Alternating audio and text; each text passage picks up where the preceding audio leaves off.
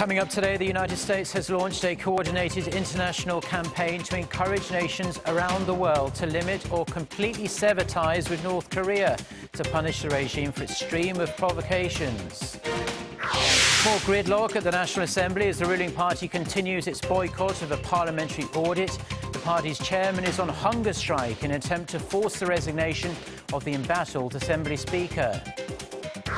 Plus, OPEC nations agree to curb oil output in a bid to boost prices. The production cap is set to be formalized in November. Stay tuned for these stories and more.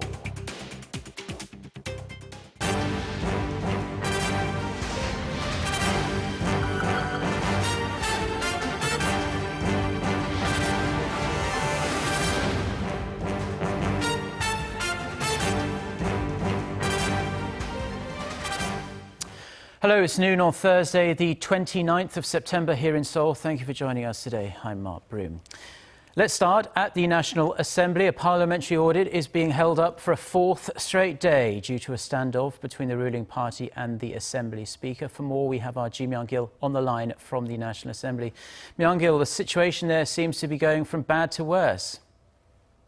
Mark, tempers are flaring here as opposition party lawmakers are demanding the ruling Senator Party immediately drop its boycott, as the audit cannot be postponed any further.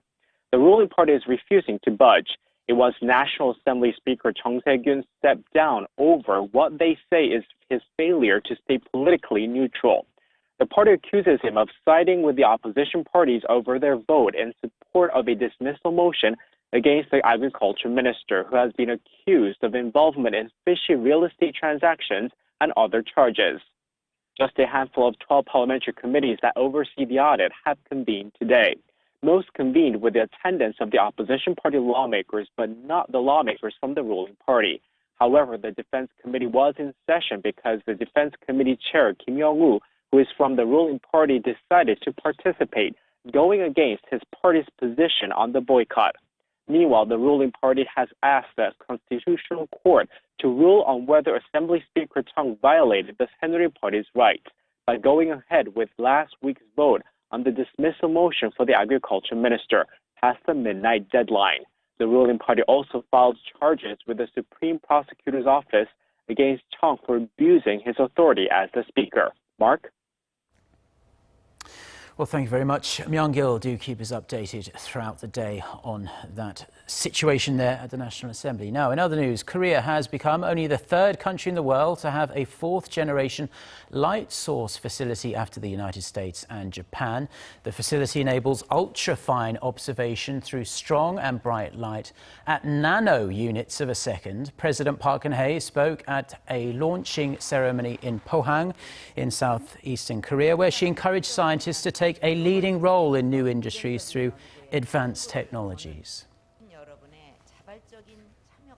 4세대 방사능 가속기는 광합성과 화학 반응을 비롯해서 그동안 인류가 풀지 못한 우주와 생명의 비밀을 푸는 열쇠이자 미래 신산업 선점의 필수적인 핵심 인프라입니다.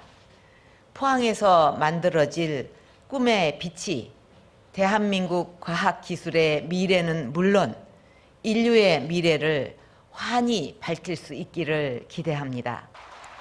The state-of-the-art facility will enable observation of living cells and protein analysis at speeds thousands of times faster than its predecessor.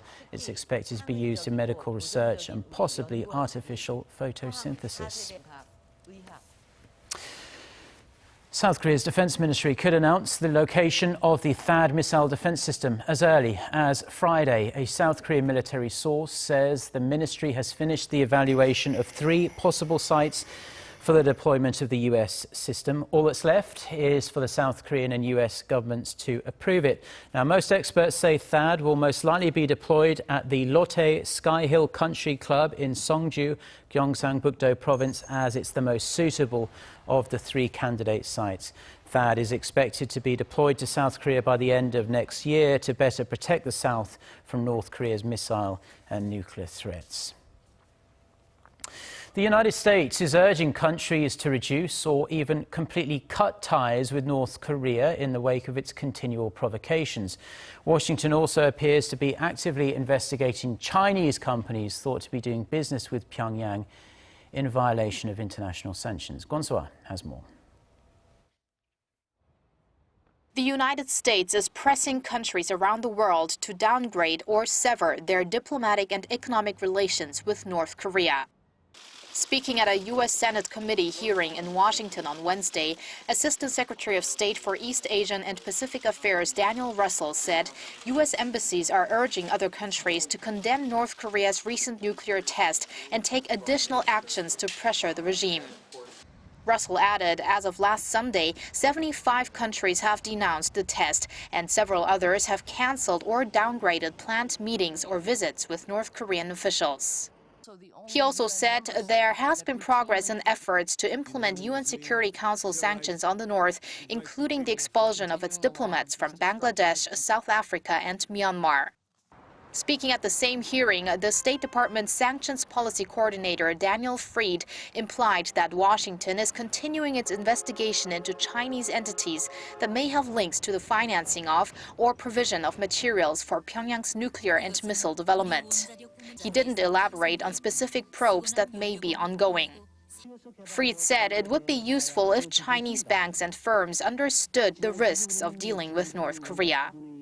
He also mentioned the U.S. is looking into North Korea's coal trade and the country's state airline Air Koryo, as it has curtailed the carrier's activities and restricted its ability.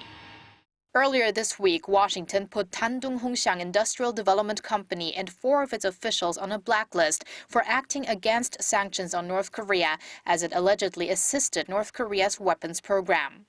It marked the first time the U.S. slapped sanctions on a Chinese company. Gwon-soa, Arirang News. Now, on a much lighter note, South Korea's biggest sales festival has kicked off today. In addition to department stores and major retail outlets nationwide, some 200 makers of home appliances and even some automakers are offering consumers hefty discounts. Korea's sale Festa is also making use of cultural events to boost the shopping spirits of tourists from home and abroad. The Culture Ministry says 55 cultural events, large and small, ranging from fashion shows and parades to theatrical plays, are being prepared across the country. 17 traditional markets, including Seoul's famous Namdaemun Market, will also hold cultural events alongside their big sales. These will include international food festivals and cooking contests. On Friday, a K-pop concert will be held in southern Seoul, marking the start of all the cultural festivities. Korea Sale Festa will run through the end of next month. Korea's consumer sentiment in September fell for the first time in 3 months. The Bank of Korea said Thursday that this month's index came in at 101.7. That's down 0.1 point from a month earlier. However, a reading above 100 means optimists outnumber pessimists. Figures that measure sentiment toward current and future economic conditions both dropped 2 points on month. Now, this across-the-board fall comes amid the government-led corporate restructuring of Korea's ailing shipping and shipbuilding firms. Concerns over a potential U.S. rate hike are also dampening expectations. A local court has rejected the prosecution's request for an arrest warrant against the embattled chief of Korean retail giant Lotte Group. The Seoul Central District Court on Thursday said it does not believe it is necessary to detain the 61-year-old chairman Shin Dong-bin. Prosecutors accuse Shin of embezzlement and breach of trust. They say he orchestrated a series of shady deals and gave multi-million-dollar stipends to extended family members listed as nominal board members. Prosecutors have expressed their disappointment, saying the court based its ruling on the suspect's excuses and said such rulings could make investigations into business groups even more difficult in the future. The prosecution is considering whether to seek another arrest warrant or ask that Shin be arrested without detention.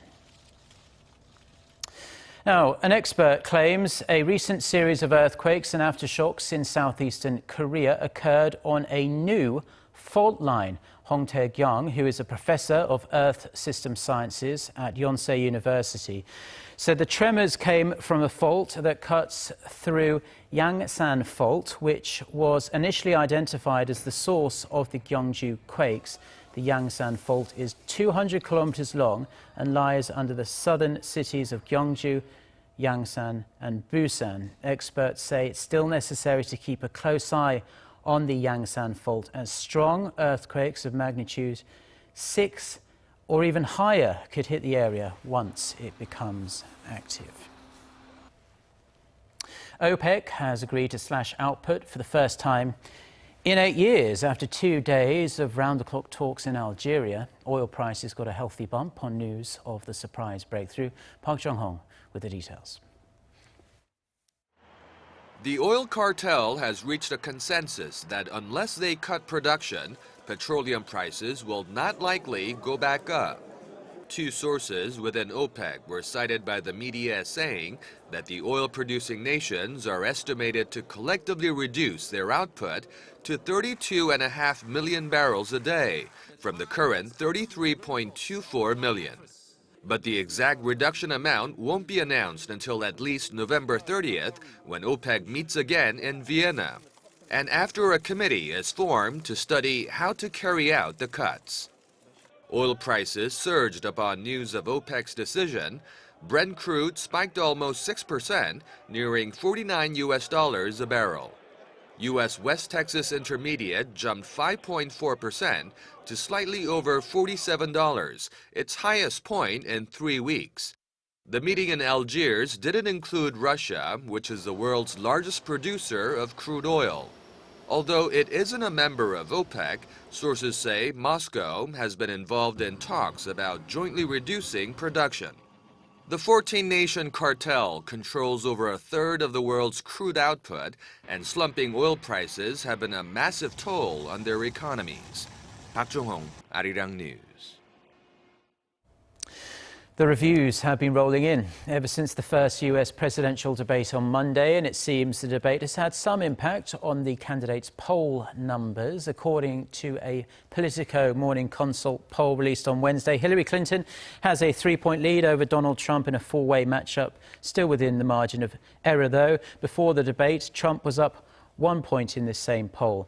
Nearly half of the likely voters surveyed thought Clinton won the debate. A whopping 49% of Trump's 26%. An additional 26% said they either didn't know who won or had no opinion. Only 9% of the respondents said the debate affected their decision on who to vote for. The second presidential debate will take place on October 9th.